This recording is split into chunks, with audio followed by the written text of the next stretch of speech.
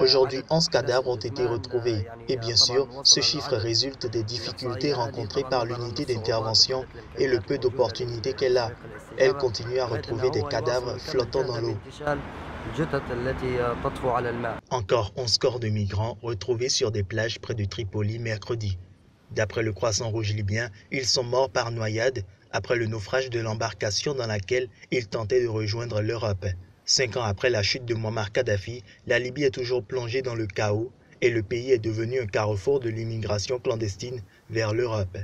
Selon l'ONU, plus de 5000 migrants ont trouvé la mort depuis le début de l'année en traversant la Méditerranée pour rejoindre l'Europe.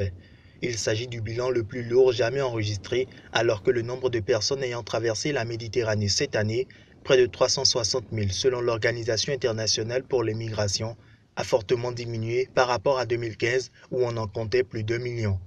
La plupart des départs de Libye, des dizaines de milliers par an, ont lieu depuis l'ouest du pays à destination de l'Italie, dont les côtes ne sont qu'à quelques centaines de kilomètres.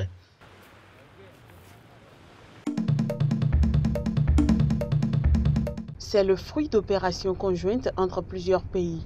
Au total, 1,1 tonne de cocaïne destinée au marché australien saisie et un vaste réseau de trafic de cocaïne démantelé. Selon la police fédérale australienne, cette quantité saisie est la plus importante de l'histoire de la lutte contre les stupéfiants en Australie.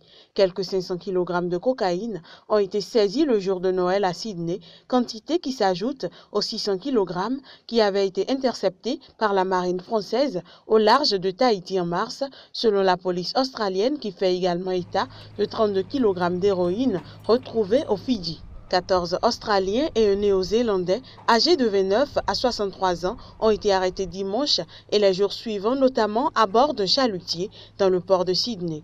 La valeur à la revente de la drogue saisie est estimée à 360 millions de dollars australiens, soit 248 millions d'euros. Ce coup de filet a été opéré dans le cadre d'une enquête qui a débuté il y a plus de 2 ans et qui se poursuit notamment sur les fournisseurs de ce réseau.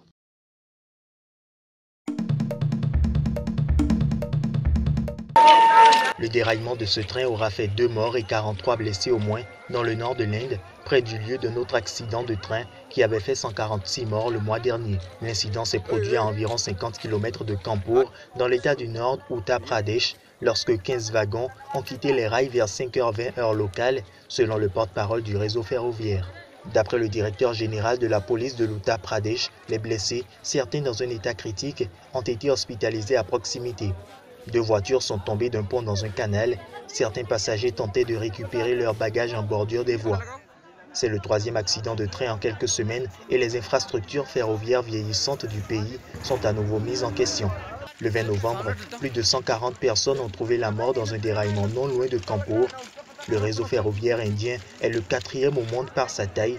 11 000 trains le parcourent chaque jour, dont 7 000 trains de passagers dans lesquels transitent plus de 20 millions de personnes.